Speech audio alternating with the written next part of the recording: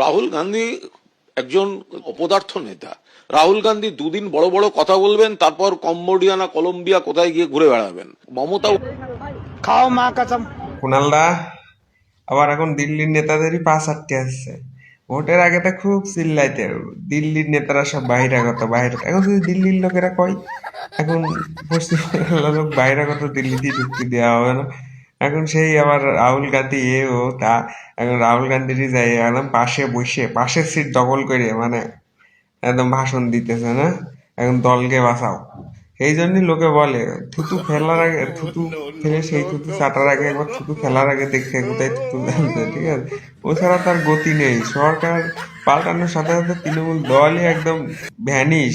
এই দেখো এই ভিডিওটা দেখো, আচ্ছা একদম কিভাবে একদম কংগ্রেসের মানে একদম সাইড সিটটা আগে নেই যাতে বাদ না দিতে পারে।